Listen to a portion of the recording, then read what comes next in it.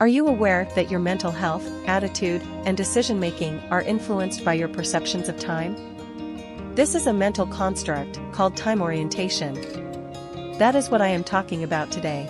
At its core, time orientation refers to how we divide our mental energy between the past, present, and future. How often do we come across these time frames, the emotions they evoke, and their importance in our decision-making process?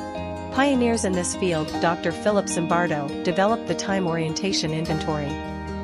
It looks at the 5 dimensions of time perspective: past negative, past positive, past fatal, past hedonistic, and future. With past negative thinking, you focus on regrettable and painful past experiences. With retropositive thinking, you reflect on the good old days with nostalgia. With present hedonistic thinking, you live in the moment for pleasure and don't think too much about future consequences. You can think of your time perspective as the lens through which you view life. When you focus too much on one perspective over another, your mental health can suffer. Here's how it might look. If you lean more toward a negative view of the past, you may ruminate on regrets, disappointments, and failures. This type of thinking can keep you from holding grudges in the past and not taking risks out of fear of disappointment or failure. If the past is on your mind, it is difficult for you to enjoy the present and move forward with your future. Then there are memories that take place from a past positive perspective. It's nice and comforting to think about these experiences, but you can idealize your past to the point where you get stuck there and unable to move forward in your personal development. If you focus too much on a present hedonistic perspective, you may experience immediate gratification and a sense of personal freedom and agency, but it can also make you act impulsively and have trouble planning long-term. From a present-day perspective, your sense of lack of control can lead to anxiety, apathy, and no motivation to take responsibility and move forward and make changes in your life. Then from a future-oriented perspective, you prioritize planning and goal setting, which is good, but focusing too much on this can rob you of the joy of the present. It's like having someone stand by you going through the motions until some magic day when you finally live in the moment. Also, constant effort and planning can cause anxiety and stress, and going through your life when you're not feeling it can cause you a lot of regret later. This can be especially true if you lose important relationships that you can't get back. Children are growing up or loved ones may pass away before you have a chance to enjoy their company. Balance. All of these time perspectives have some value, but focusing too much on one over the other can have negative effects on your well-being. Research suggests that a balanced perspective is weighted in this order. Most of the focus should be on past positives, so you can celebrate your wins, with moderate focus on the future, so you can plan for more wins.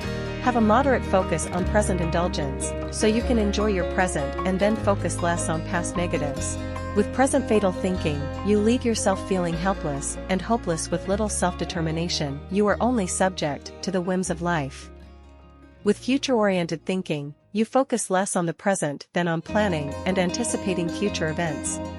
So you can learn from your mistakes, but don't punish yourself for them. And then focus on minimal present-day destruction, so that you can become strong and self-reliant.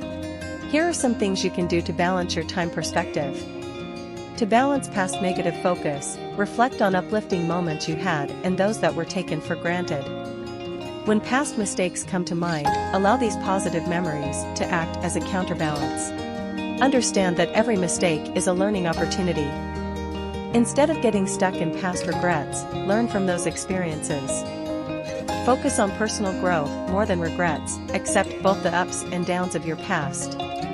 To balance past positive focus, ground yourself in the present while focusing on the future. Create achievable goals and have something to look forward to.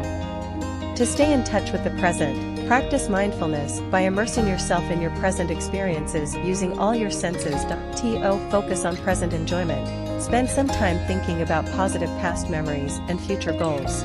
Whatever excessive behavior you engage in or want to engage in, keep track of it by visualizing the long-term effects of that behavior, and imagine in your mind how things might be if you experienced negative consequences.